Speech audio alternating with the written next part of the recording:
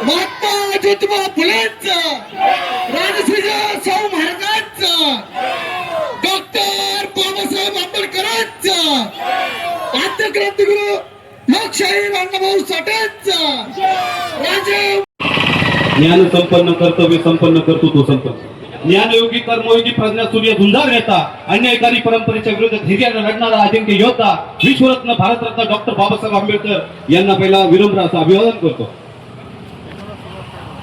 या ठिकाणी आज हे लागू करण्यात आलंय, पण महाराष्ट्र सरकार हे लागू करत नाहीये।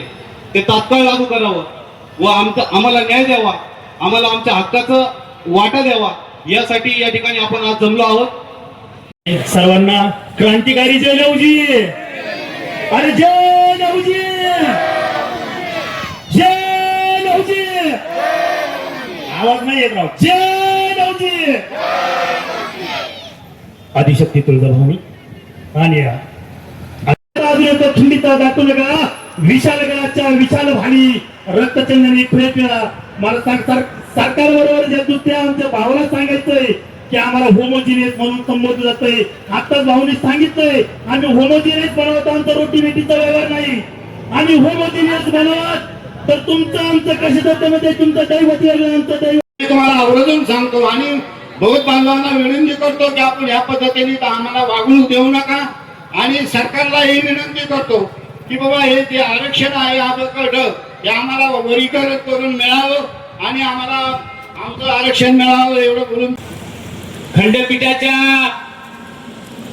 निर्णय आला की उपवर्गीकरण व्हायला पाहिजे। आता येणाऱ्या 1 ऑगस्टला 2 वर्ष होतील या गोष्टीला, ही घोषणा झाली आहे। म्हणजे काल देवेंद्र फडणवीस असं म्हणाले की सुप्रीम माननीय सर्वोच्च न्यायालयाचा आदेश आहे आणि कुठल्याही समाजाच्या भावना न दुखावता किंवा कुठलाही समाज वंचित न राहता आम्ही हे उपवर्गीकरण लागू करणार आहे। माझं असं त्यांना म्हणणं आहे की 2 वर्ष झाली सर्वोच्च न्यायालयाचा निकाल येऊ तरीही तुम्ही लागू करत नाहीये, मग तुम्ही वाट कशाची बघताय? आज महाराष्ट्रामधून प्रश्नचिन्ह उभे केले जात आहेत की इम्पेरिकल डेटा पाहिजे। इम्पेरिकल डेटा म्हणजे काय? तर त्या समाजाची शैक्षणिक सामाजिक आणि आर्थिक स्थिती तपासणे। आज महाराष्ट्रातल्या मागोड्यामध्ये आणि बघा त्यांची शैक्षणिक काय स्थिती आहे, त्यांचं साक्षरतेचं प्रमाण काय आहे महाराष्ट्रामध्ये। आता महाराष्ट्रातल्या मागोड्यामध्ये त्या मागोड्यामध्ये बघा त्यांची आर्थिक स्थिती काय आहे। आजही आमची लोक नगरपालिकेमध्ये कामाला आहेत, आजही आमच्या महिला दुसऱ्याच्या शेतामध्ये कामाला जातात। मग ही आहे आमची सामाजिक आणि आर्थिक। मग तुम्ही कशाच्या आणि कुठल्या इम्पेरिकल डाटाची वाढ बघता? आज आमच्या महाराष्ट्रामध्ये मातंग समाजाचं नोकरीचं प्रमाण प्रशासकीय सेवेमध्ये अधिकाऱ्याचं प्रमाण 0.34% आहे, 0.34%। म्हणजे देशाला स्वातंत्र्य मिळून 75 वर्ष झाली, आजही या महाराष्ट्रात मध्ये शेकडो मागोड्याचे आहेत की तिथं मातंग समाजाचा एक सुद्धा साधा शिपाई सुद्धा नाही घंटी वाजवायला, शिपाई सुद्धा। मग हा बाबासाहेब आंबेडकरांचा न्याय मागोड्यामध्ये पोहोचवायचा असेल, बाबासाहेब आंबेडकरांच्या विचाराची जर समजा मातंग समाजाला मिळवायची असेल तर आताच्या काळामध्ये मातंग समाजाला उपवर्गीकरण करणं फार काळाची गरज आणि आम्हाला RSS बनलं जाते.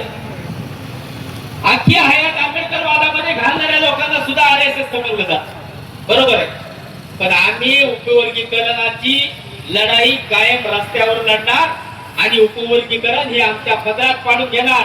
कारण काय, 6 डिसेंबर 1956 ला ज्यावेळेस आमचा बाप गेला, बापाचं निर्वाण झालं, त्याच दिवशी आम्ही पोळकी झालो. आता आमच्या न्याय आणि अधिकारासाठी आम्हीच आमचा न्याय आणि अधिकार आम्ही हिसकावून घेऊ. म्हणून मातंग समाजाचा न्याय जर मिळाला असेल, बऱ्याच गोष्टी चालू आहेत की साहेब, मातंग समाजामध्ये ध्रुवीकरणाचा विषय म्हणजे उपवर्गीकरण काय, ध्रुवीकरणाचा विषय, एक संघ आणि एकजूट असलेला समाज हा फोडायला निघालाय मातंग समाज. माझ्या बांधवांनो, मात्र या उपवर्गीकरण हा ध्रुवीकरणाचा विषय नाही. उपवर्गीकरण हा बाबासाहेब आंबेडकरांच्या संकल्पनेमधील, राजर्षी शाहू महाराजांच्या संकल्पनेमधील हा सामाजिक न्यायाचा विषय आहे. आणि हा सामाजिक न्याय मातंग समाजाच्या दारापर्यंत येऊ द्या अशी अपेक्षा या शिरूरच्या मोर्चामध्ये व्यक्त करतो आणि थांबतो. जय भीम, जय लवजी, जय संविधान. समाजातील अनेक घटकांनी गेली 25-30 वर्षापासून या आरक्षणासाठी खस्ता खाल्लेले आहेत, आंदोलने केली. जी नेते मंडळी या ठिकाणी ते आरक्षण मिळावं याच्यासाठी झगडत आहेत. त्याच्यामध्ये आमचे विष्णुभाऊ कसबे असतील, पायामध्ये चप्पल घालायची नाही, उन्हाळा असू द्या तरी विष्णुभाऊ अधिवेशन या ठिकाणी नागपूरला आहे का, नागपूरला पायी जातात. मुंबईला आहे का, मुंबईला पायी जातात.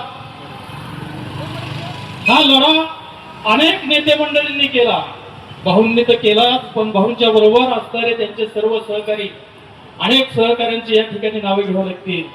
मातंग समाज आणि त्याच बरोबर उपेक्षित असलेल्या अनुसूचित जातीतल्या 59 जात समूहाकडून आक्रोश मोर्चाचं या ठिकाणी नियोजन करण्यात आलेलं आहे.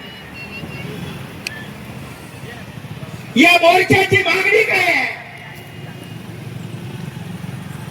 की या देशाला स्वातंत्र्य मिळालं 15 ऑगस्ट 1947 ला, आणि या देशात वास्तव्यास असलेल्या मांगाला मात्र स्वातंत्र्य मिळालं 1962 ला. कारण ज्यावेळेस हा देश पारतंत्र्यात होता, या देशावरती गुलामीचं राज्य होतं, त्यावेळेस आपल्या मातंग समाजावरती गुलामीचा शिक्का मारला गेला होता. आपण कोण होतो? कारण जवळपास 1935 पासून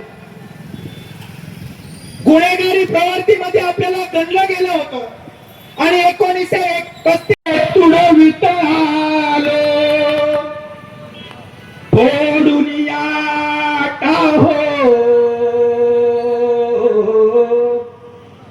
निबिड जंगल म्हणजे घनदाट जंगल आहे. असं जंगल आहे की त्या सूर्यप्रकाश त्या जंगलातून पृथ्वीकडे पोहोचू शकत नाही, तर निबिड जंगल आहे. निबिड जंगले तुडवित आलो फोडून या टाहो. रत लहू चळवळीचा, रत आरक्षण अवकडी चळवळीचा इथं आणला. आता नेतानी घ्यावो, आता नेतानी घ्यावो. ही लहूची चळवळीचा रथ इथपर्यंत आता रेटायचा आहे, आता भिडायचंय.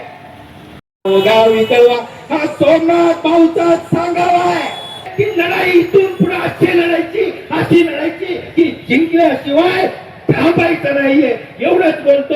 अरे कोण म्हणता येत नाही, आवाज मागायची आणि आपल्या बाया नाचणार. अरे कोण म्हणता येत नाही. आता दिल्याशिवाय माननीय मस्के साहेब तहसीलदार या ठिकाणी उपस्थित आहेत, आपलं निवेदन स्वीकारतात. मी त्यांचा या ठिकाणी सकल मातंग समाजाच्या वतीनं पुनश्च एकदा आभार व्यक्त करतो.